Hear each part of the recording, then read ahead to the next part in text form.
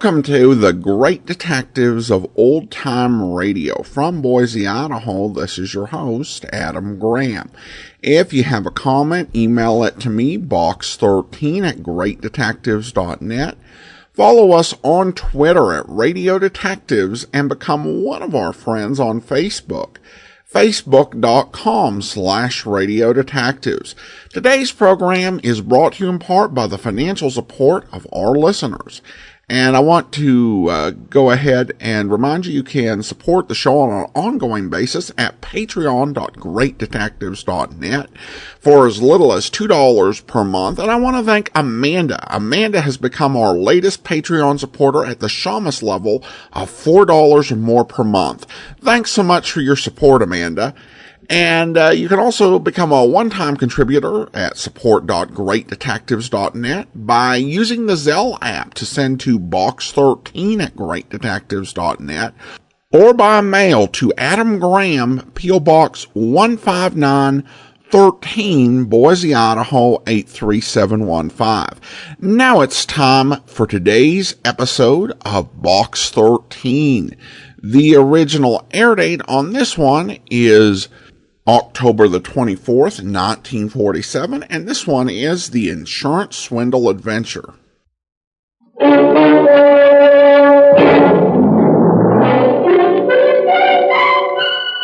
Box 13, with the star of Paramount Pictures, Alan Ladd, as Dan Holliday.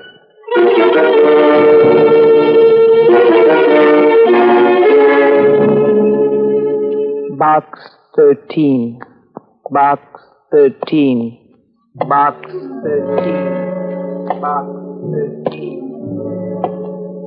Well, this is great. We come to the park to get a hot idea, but the day turns out hot, and my idea turns out cold. Idea. Well, I thought I'd find something different in a public park, and I did. A small boy mashing his ice cream cone against my brand new trousers. And all to meet a deadline. Deadline. Story idea. Why didn't I do what I should have done in the first place? Copy, boy. Hi, Mr. Holliday. Hiya. Hey, Smith, where's the lead on that fire? Hiya, Mr. Holliday. What do you say, Bill? Down towards that interview. Hiya, Dan. How are you, Joe? Where's the makeup on page 4? Hi, Holliday. What's a good word, boy? Hiya, Mr. Holliday. Hiya, Susie. Anything in box 13?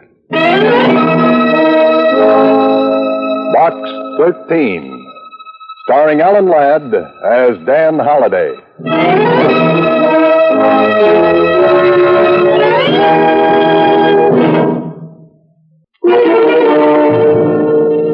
Now for Box 13, starring Alan Ladd as Dan Holliday.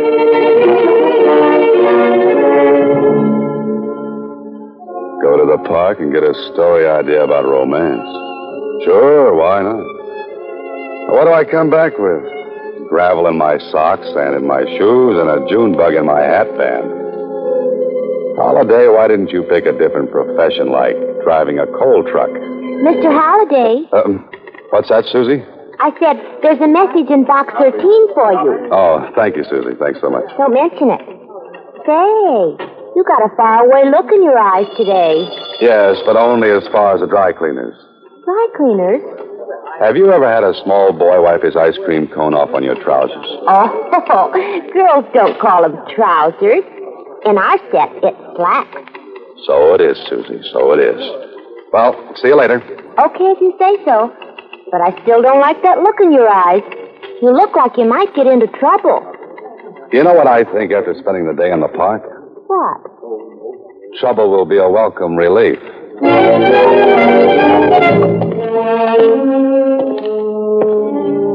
Why did I ever have to decide to be a fiction writer?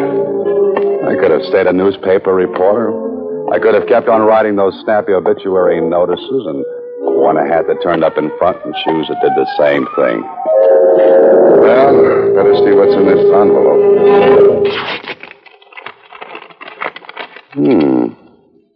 If you want real adventure, be at the corner of 7th and Main at 10 p.m. tonight.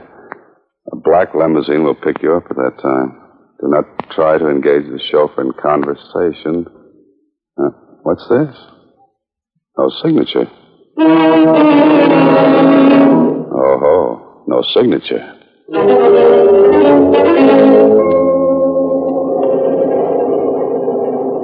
Black limousines, chauffeurs who won't talk.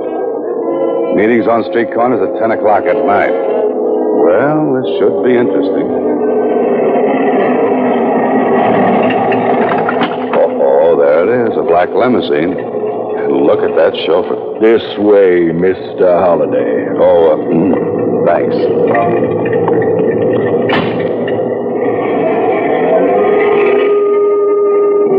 What a character this driver is. He looks like he spent his nights on a nice cold slab down at the morgue. Wonder if I can get him to talk. Driver. I said driver. Oh, chauffeur. Oh, you. Oh, pardon me.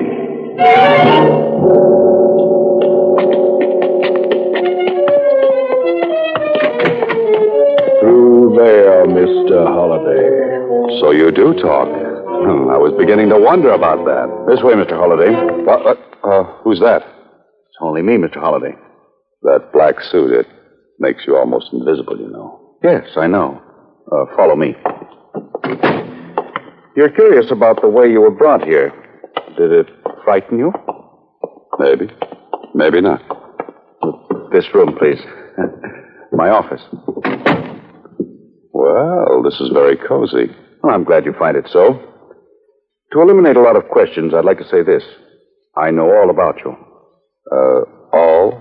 You're a successful writer. Apparently you fear nothing, and I would presume that some of your adventures spring from that ad you run every week in the Star Times. Did you find it interesting? Adventure wanted. We'll go any place, do anything. Did you catch many people with that ad? I caught you. Or is that vice versa? I had you investigated, Holliday. I know where you live, what you do. The newspapers have told me of your experiences. What are you leading up to? You'll notice I had you brought here by a devious route. I wanted to be sure no one knew you were here. Go on. How much do you know about insurance, Holliday? A great many people buy it. A great many don't. And of those who do buy, a great many intend to defraud, to steal from their insurance company. Now, look, this is a racket. I'm not interested. My name is Abner Blake. I'm the chief investigator for Northern Insurance. Oh. Do you remember the disappearance of Dr. Max Alexander? I read something about it. Why? He carried a very large policy with us. He's been gone almost 7 years. When his 7 years are up, the law will permit his widow to collect. And Holliday. Yes? I don't think Alexander is dead.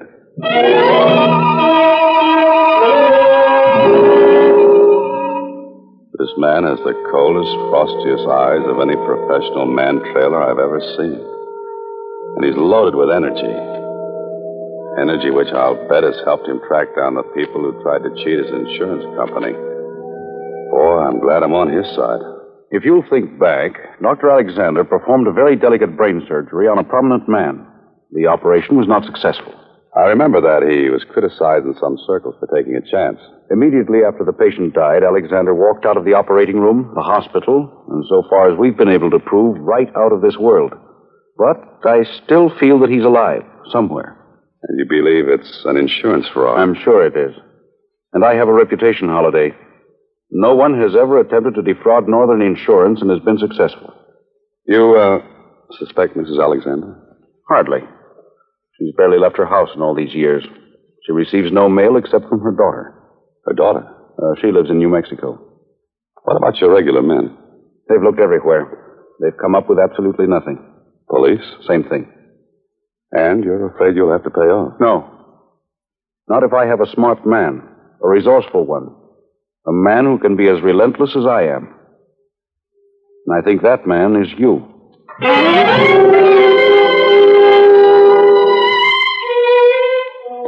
If Shakespeare were alive, he would cast Abner Blake in the role of Macbeth and throw him an extra part as one of the witches. But that's no affair of yours, Mr. Holliday. You've got to find a man who's been gone for almost 7 years. And if you were the hero of this story, you'd go to the files of a newspaper and look into the past. Well, if it isn't Dan Holliday, what are you doing down the morgue of the Star-Times? What would anybody be doing down in the morgue, Mac? Well, some of them just lay there. You know me, Dad. I just got to have my little joke once in a while. Now, what was it you're looking for? Oh, the clips on a citizen named Dr. Max Alexander. What have you got on him? The works, Dan. The whole works.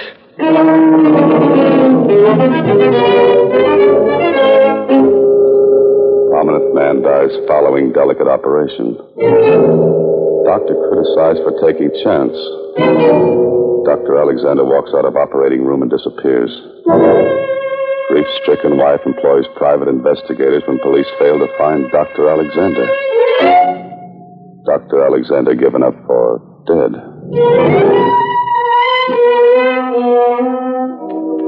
Not a bad-looking citizen, the doctor. He's been shot from more angles in this Philadelphia and Atlantic City. Kindly eyes, intelligent face, strong chin. Yes, doctor, when I see you, I'll know you. And I hope to see you soon. Yes. Oh, I'm Dan Holliday, Miss Alexander. I'd like to talk to you about your husband. My husband is dead. Well, some people think he isn't. They found something. They think he's alive. Come in. Now then, Mr. Holliday, who are you? And why are you looking for the doctor? A commission from the insurance company. I hoped you might give me some information. It was on all the front pages. That's exactly as it happened. Yes. He was never seen again. Oh, Mr. Holliday, if only you could find some trace of him. I'm going to try. You don't know how terrible it is. Almost 7 years. But still, I've had the feeling that he'll come back someday. He'll look for me, too. Well, of course. I miss him so. What about your daughter? After her father's disappearance, she couldn't stand it here in town. She went to our ranch in New Mexico. Oh? Her father's disappearance broke her heart. I pray you find him. Mrs. Alexander, so do I. Mrs. Alexander is a grief-stricken old lady. One who sincerely wants her husband back. So, where to look first? This is the build-up to the main story, Holiday, and if you're smart, you'll bring in all the characters. Where to, mister? I want a drawing room to Albuquerque, New Mexico. Well, Holiday, you've got a railroad ticket and an hour to make the train. Better get back to your apartment, a quick shower, pack your bag, and get on your way. We've been waiting for you, Mr. Holliday. Well, gentlemen, is this a pleasant intrusion? And I hope you are gentlemen. We were positive you wouldn't mind. Oh, of course not. People break in here regularly. Good. Sit down. If you don't mind, I like the air up here. As you wish. I understand you like to travel, Mr. Holliday. Travel? A wonderful pastime, travel. Ever think of South America? Often. You see, I'm a Carmen Miranda fan. How would you like to go to South America?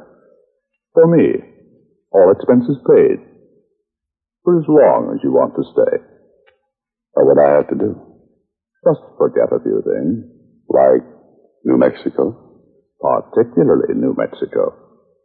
Give me about 2 weeks and I'm your man. You don't seem to understand. You're leaving tonight. Well, that's what I mean. But I'm going west. No, south. You and I would make a nice compass together. Now, suppose you point north and walk right out of this apartment. Oh, and don't forget your gorilla. You mean Spencer? If that's his name, I mean Spencer. You'll hurt his feelings talking that way. Well, that makes us even. Just looking at him hurts mine. Is it, South America? In a way. At least I'm showing you the open-door policy. Now get out, you and your gorilla. Answer. I wouldn't recommend that. So? I said get out. Have you ever stopped to consider something, Mr. Holliday? What? You may never get to New Mexico.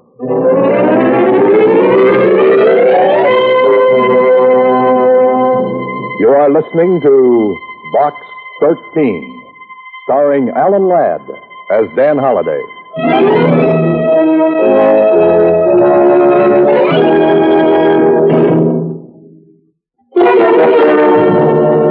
And now, back to Box 13, starring Alan Ladd as Dan Holliday.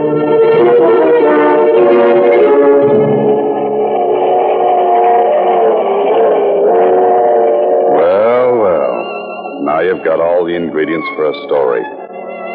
Insurance investigator doesn't believe doctor is dead. Wife doesn't believe doctor is dead.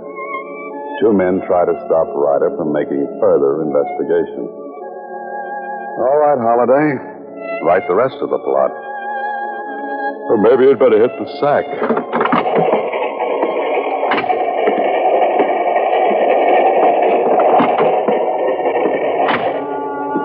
This is very pleasant. I've got a comfortable drawing room, and I'll bet it's got 1,000 springs to ease my worries. Uh-oh. The man with the urge to send me to South America. Well, I've got something for him. Go. Now, fellow, what's the big idea breaking in here? I'm sorry. I must have come into the wrong drawing room. You came into the wrong apartment a couple of hours ago. Now, what do you want? I just wanted to go to sleep. In my traveling bag? I was looking for my razor. I wanted to shave. You just had a close one. Come on. Where? To find out if you got space in this train. If you haven't, we'll make some for you. Under guard in the baggage car.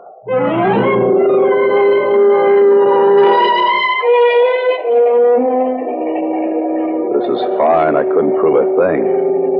My friend had space, and to the conductor, it seemed like a perfectly logical thing to mistake car 19 for car 18. I wonder who this man is and who's in back of him. Next stop, Albuquerque. Albuquerque. Well, that's the end of the line for me. And I hope I don't mean that too literally.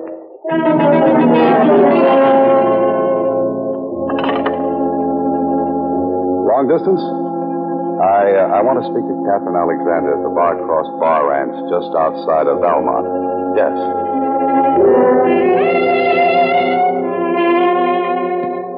Hello? Miss Alexander? Yes? This is Dan Holliday. Wonder if I might come out to the ranch and see you. Oh, you're the man who's looking for Father. Mother wired me about you. Was it complimentary? Mother said she believed if anyone could find Dad, you could. Come right out. I want to talk to you. And I want to talk to you.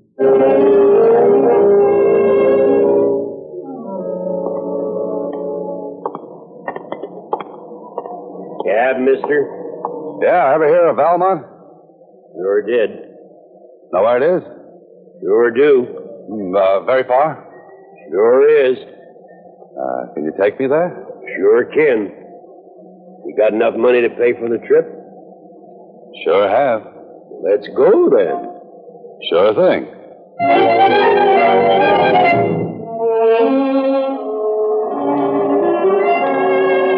This is New Mexico, Holiday.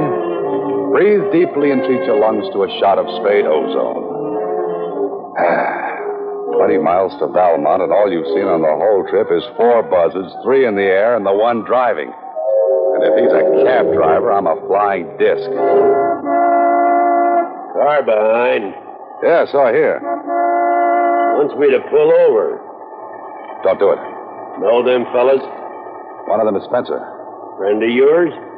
That depends on what you mean by friend. I gotta pull up. Those guys are gonna run me into the ditch. Can you fight? Nope. Then can you recommend a good dentist? What for? Something tells me that when this is over, I'm going to need a new set of teeth.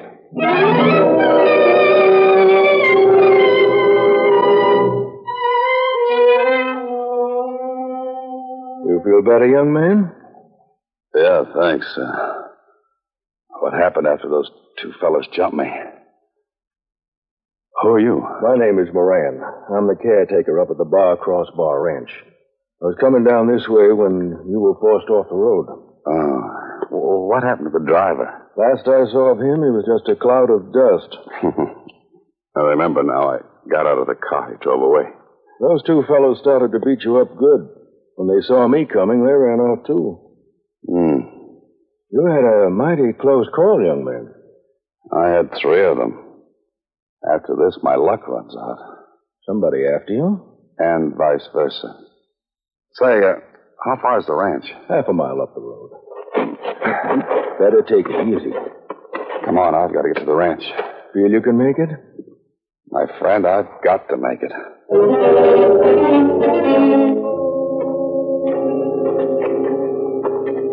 This is not good. Spencer and his gorilla followed me all the way out here, trying to stop me at every turn. Maybe I'm getting warm. But if that's true, why hasn't someone else found Dr. Alexander? Here's the ranch house, Mr. Holliday. You say Miss Catherine was expecting you? Yes, but hardly in this condition. You're Dan Holliday. Oh, what happened? You're all beaten up. So this is Catherine Alexander. What a beautiful girl. And what beautiful eyes. You'd better lie down, Mr. Holliday. You're badly hurt. Oh, no, thanks, Miss Alexander. I don't feel that bad. I just look that way. Anything more I could do, Miss Catherine? Oh, no. No, and thank you so much. If you hadn't come along, Mr. Holliday might have been badly injured. Perhaps fatally. Thank you, Miss Catherine. Now then, how about a hot shower? You can get a rub down and change of clothes. Miss Alexander, you read a man's mind. Sometimes that's a pleasure. Depending on the man. You're depending on me? What do you think?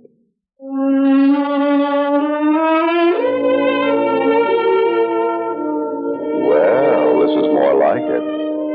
Hot shower, brisk rub down, little iodine on a few... Ouch, it stings. And Catherine was kind enough to loan me some riding clothes. That should indicate her sojourn in the saddle out on the desert, with the stars blinking their approval of my companion. Blinking approval? Holliday, you're an incurable romantic. Isn't this beautiful? That gorgeous sky and the stars. You love it, don't you? I always have. Always will. Have you been here long? The Bar Crossbar belonged to my dad. We used to come out during the summer. Now I live here all the time. Alone? Oh, there's always Moran. Moran? He's a strange old fellow. People around here say he's a little pitched. But he's been wonderful to me. Oh, say, those men who jumped me down the road. Moran, ever see him before? Well, how could he? They were strangers. Oh. Your mother told me you've been searching for your father a long time. Yes. Mother and I have spent a fortune on private detectives, investigators, following up leads, but nothing ever happened. Yes, I know. Oh, tell me, Miss Alexander. Kathy, please. Kathy, have you any idea where I might begin to look? I thought you might give me a starting point. Not unless it would be back in the city. He just walked out one day. No one ever saw him again. Well, I'd better go back there and start from scratch. You don't have to leave. Right away. I'd enjoy staying a while. Maybe I have been lonesome. Perhaps I've forgotten what companionship can be. Perhaps. You'll stay a while? A while. Good. Say, the time. We'll be much too late for dinner. Come on, I'll race you. You're on. Hurry or I'll beat you. I'm at the corral gate already. Kathy, look out!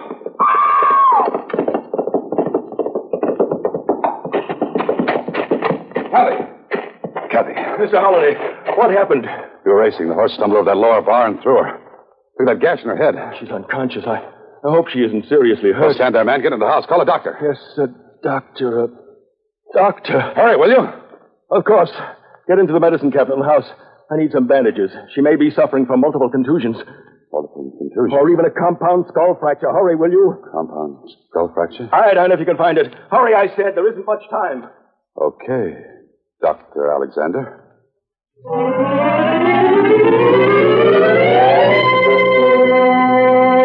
You are listening to Box 13, starring Alan Ladd as Dan Holliday.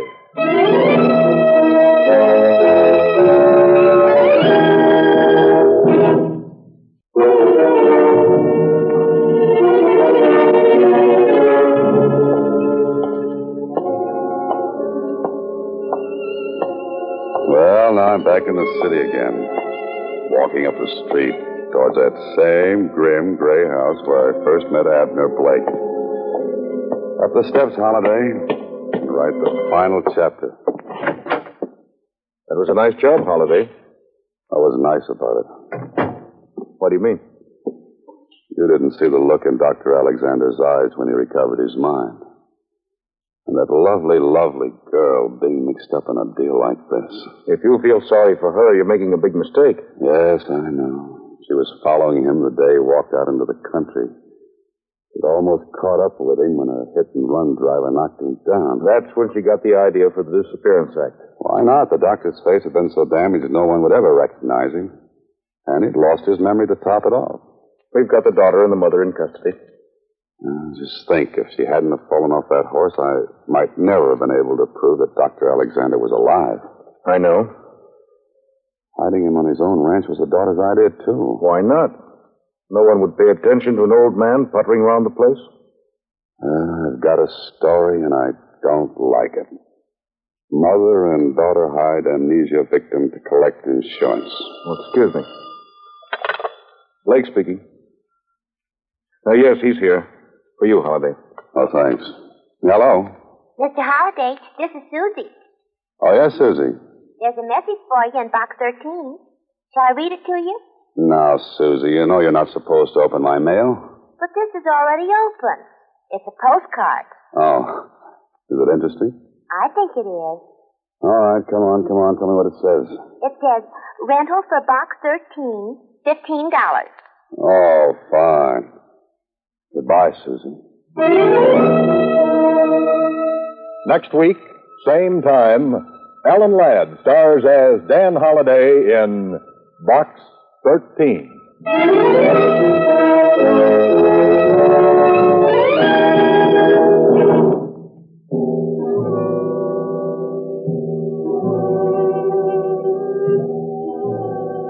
Alan Ladd appears through the courtesy of Paramount Pictures and may currently be seen in Wild Harvest. Box 13 is written and directed by Ted Hediger. Original music was composed and conducted by Rudy Schrager. This is a Mayfair production.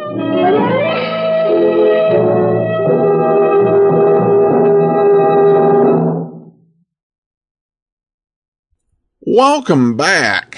Probably one of the things that I like least about the early parts of Box 13 is when Dan Holliday gets whiny about his lot in life. And asks questions like, why didn't I go and drive a coal truck? Though I guess I've asked myself that. Generally, I think the answer is that I don't think I could get the CDL. And it does continue to have some funny ideas about how you get ideas for stories and writing. I mean, I don't know. I guess it's just because I've been in writers groups and such that, there are whole books about how to, get inspiration and writing prompts and all sorts of systems that people have these days. But I don't know. Maybe it was just different back in the 1940s. Maybe if there were writers' conferences, they just said, okay, you go into the park if you want a romance idea and you see if you can think of something. Poor 1940s writers. I also don't know how plausible I found the solution, listening to this again, just because The idea here that they kept him, and fed him and, provided for him on this ranch for 7 years so they could collect the insurance money.